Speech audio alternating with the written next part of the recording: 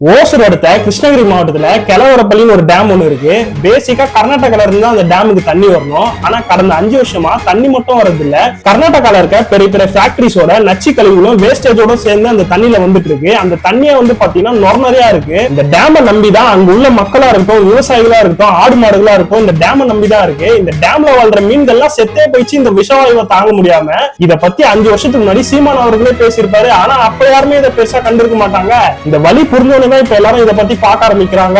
இது ஏதோ ஓசூருக்கோ கிருஷ்ணகிரிக்கோ மட்டும் அஃபெக்ட் ஆக போறது இல்ல, தர்மபுரி, திருவண்ணாமலை, விழுப்புரம், சேலம் சொல்லிட்டு கிட்டத்தட்ட 4 டிஸ்ட்ரிக்டும் இது பாத்தீங்கன்னா அஃபெக்ட் ஆக போகுது.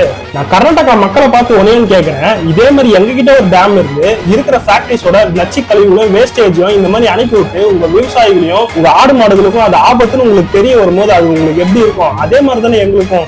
சரி ப்ரோ, நாங்க என்ன ப்ரோ பண்றதுன்னு கேட்டீங்கன்னா, உங்க கவர்மெண்ட்டுக்கு இந்த விஷயத்தை எடுத்துட்டு போங்க, நாங்க எங்க கவர்மெண்ட்டுக்கு இந்த விஷயத்தை எடுத்துட்டு போறோம். 2 ஸ்டேட் மக்களும் சேர்ந்து அங்க இருக்க டேமியா இருக்கட்டும், அங்க இருக்க பீப்புளா இருக்கட்டும் சேவ் பண்ணலாம்.